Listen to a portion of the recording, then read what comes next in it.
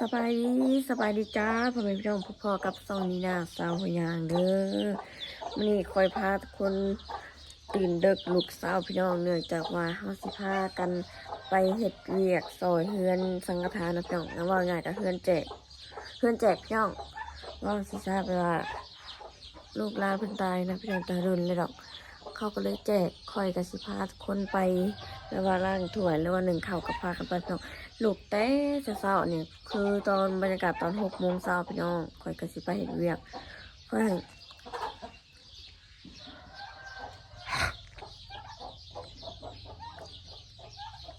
อยสิไปปลุกเอาสาวแพรพี่น้องสาวนายกับไปแต่ไม่หัวเพิ่นไปเลยเลยบอกไปทุกคนสิพาทุกคนอย่างไปเบิ่งบรรยากาศนั่งเช้าๆนี่พี่น้องเลยหนาวคอยพาทุกคนไปอันนี้กับบรรยากาศทั้งเมืองคอยทุกคนยังบริแจ้งซ้ำไปปลุกเอาซาแพลก่อนเพิ่นบอกปลุกเอาเนาะไปไก่หักกระลุกเต้สาวๆอย่างมาเฮือนซาแพลพี่น้องเพราะว่าจะมาปลุกเพิ่นเสียงคอยหักกระตื่นแต่น้องที่เป็นนั่นสิเนาะ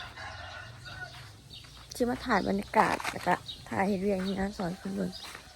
เขาจะมาเคาะประตูพี่น้องแพลลูกไปเห็นเวียกไปเปิดคานได้พี่น้องโอ้บรรยากาศโคตรหนาวเลยคอยแบบว่ามันยังเป็นเขตเนาะอยู่คณะพี่น้องแบบว่ายามมีบุญคนตายหรือว่าดองพี่สังก็ต้องไปสอยเวียกสอยงานกันนะพี่น้องไม่ว่าเขามาว่าเขาก็ต้องไปสอยที่เขาก็มาสอยนะพี่น้องแบบว่าเขาไปสอยที่เขาก็ไปสอยกันเวลาพี่น้องนะพี่น้องแบบว่าสามัคคีกันนะพากันไปบริถ่ายบรรยากาศแบบนี้โดนมีเถื่อเนาะดองหรือว่าแจกคนนี่กันมันโดนมีเถื่อแล้วเริ่มบริถ่ายอุ้ยไผ่โอ้ไผ่นี่มันสีดำแบบน้องมันกัดน้าถ่าซาแพรพี่น้องเพิ่นยังเข่าของน้ำเพิ่นย่างลงมาเลยพี่น้องพากระทานลูกเสียงแต่ละคนสบายดีไปพี่น้องย่างไปเช้านายน่ะสิไปแหละคนละหนาวพี่น้องเอ้ยแท้จริงจ้ะบรรยากาศตอนเช้าเป็นต้นเขาจะได้มาถ่ายพี่น้องเบิ่งเนาะบรรยากาศแบบนี้บรรยากาศตอนเศร้าๆนี่พี่น้องแนมไปแหละเพื่อนที่แจกค่ะตึงๆต่างๆอะไร6 โมงบ้านคอยยังมืดอยู่5 โมงเฮ้งมืดสาวนายไปแล้วบอกนี่เฮือนสาวนายพี่น้องเฮือนหมู่บ้านเขามันติดกันเนาะ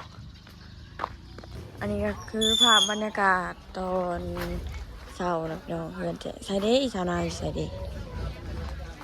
ขายดอกครัวงูอะบรรยากาศตอนเช้าๆพี่น้องอยู่เฮือนแจกเจ้าก็มาให้กินคอยก็มาตอนเช้าๆเอาแล้วนะคอยกินจนสิแล้วเพราะว่าน้องมันไปก็ได้แต่ตัวหาร2 คนไปก็ได้ไปบ่ได้ว่าคือเอาผ้าแดงผ้ามีดขีดคมสาวนายพี่น้องอย่างนอนเพิ่นมาขึ้นสิมาแต่เช้าพอซ้อของกินบรรยากาศแบบว่าเห็ดบริใหญ่นะพอดีมีแต่พี่น้องตัวเองข้าวครัวสี่พี่น้องไอ้ตึ้มได้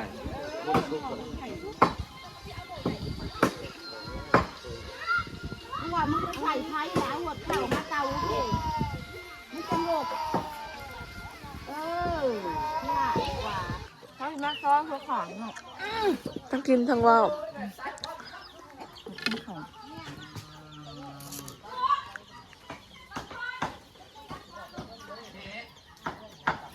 เชียงกระดังๆนี้เราอยู่แล้วเห็น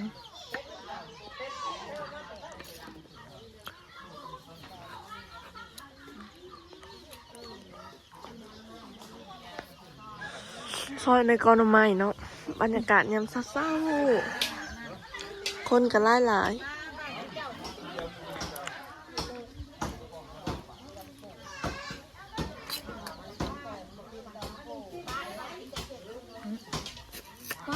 แข็งกันเด้ออยากอันนั้นเก๋เลยซอยบางทีหรอกเขาก็เสียต้องซอยเนื้อแล้วเผ็ดลูกเต่าไม่เคยไม่เป็นเรื่องไม่เคย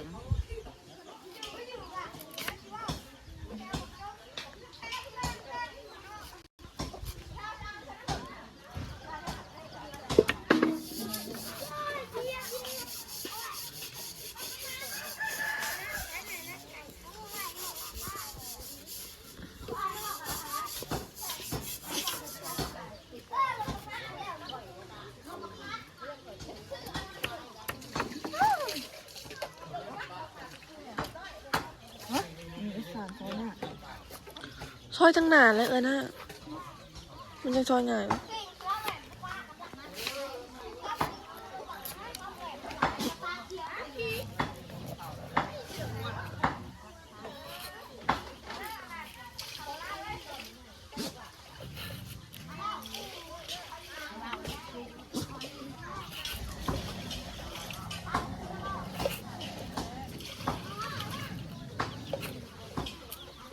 สาวนายเป็นนางปีนซีนนะพี่น้อง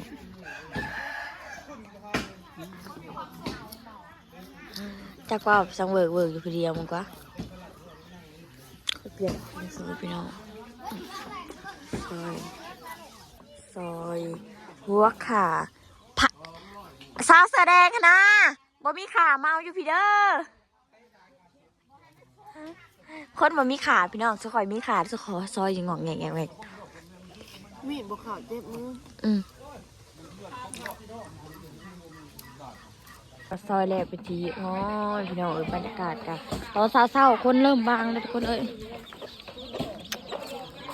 นี่คือมันโปรเจกต์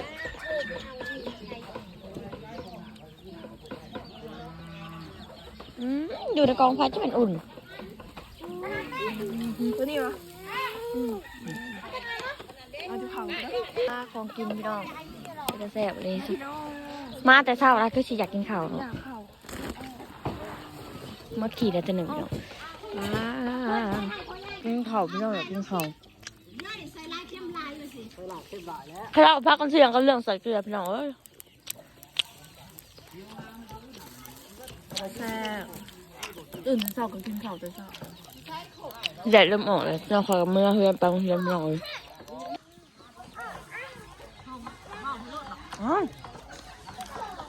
น้องหม้อต้มซีนอยู่ซ้ำวันใหญ่ก็เด็กกระโดดแท้นี่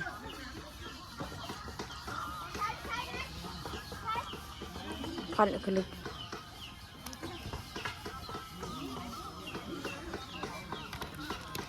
ไม่ว่ามันผูกขึ้นมานะก็ต้องหีบลง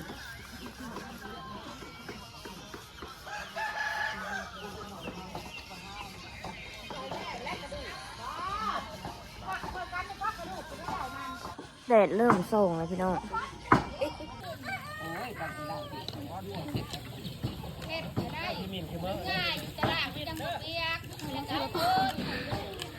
ปีสิอ้าวตื่นเลยปิงซิ่งอยู่เบิดมือคนกองบุญพี่น้องลงไปเอากองบุญมาอันมาสูตรมามอบให้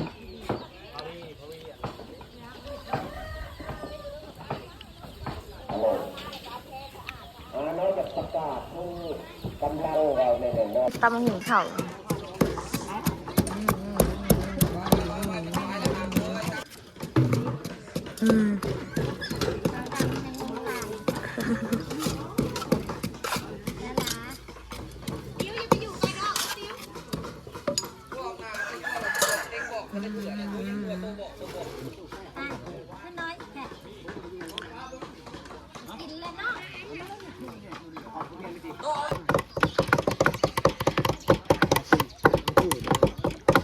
ย่านมกไก่ทอดย่านมกไก่ทอดเลยกราบสบายดีค่ะผู้เบิ่งยอดขี้มูกตกลงหันเด้อมันนี่ก็เลี้ยงขี้กระตือเนาะพี่น้องมันนี่เลี้ยงขี้กระตือกูได้กินบ้าในเท่าหน้าเดี๋ยวเขาคอมเมนต์อันพวกเห็ดกินนี่ก็บักกำงามหมดทางเมื่อไหนขึ้นอยู่ในร้อนทำไมปีแล้วถ้วยแล้วพี่น้องเตรียมซีมืออะไรไปโรงเรียนต่อเพราะว่าเอาไปขาดโรงเรียนเข้ามาตัดซอยซื้อล่างถ้วยจ้าเข้ามากางเต็นท์พี่น้องแล้วก็เอาโต๊ะเอาตังมายาแล้วก็ขึ้นมาแล้วก็มาโม่เขากับย่อไข่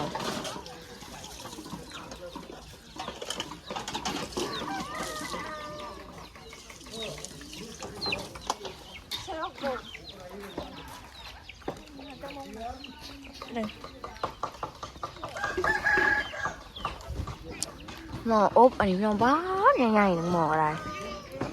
บรรยากาศนะพี่น้องหม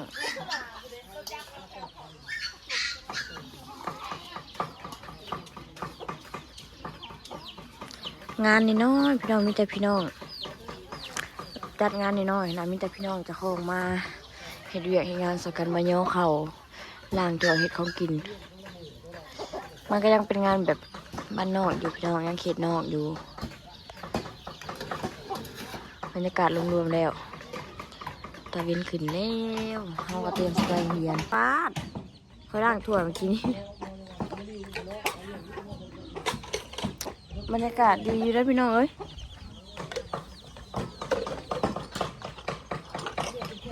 ทางเมื่อแล้วพี่น้องวันนี้ฮะสิเมื่อไปโรงเรียนนะเหมือนวันชายแล้วนี่นะพี่น้องตอนเดี๋ยวนี้เป็นเวลา7:40 นาทีเราก็จะไปโรงเรียนพอดีเลยเขาก็สิเมื่อวันนี้พี่น้องจะเบิ่งบรรยากาศตอนเช้าน่ะเฮียนอย่างโรงเรียนเพียงเขตวานนอกเนาะอย่างโรงเรียนแล้วสมัยข่อยตะกี้ก็เป็นนั่นสิแหละสาวเสื้อดำเกินกล้องพี่น้องเลย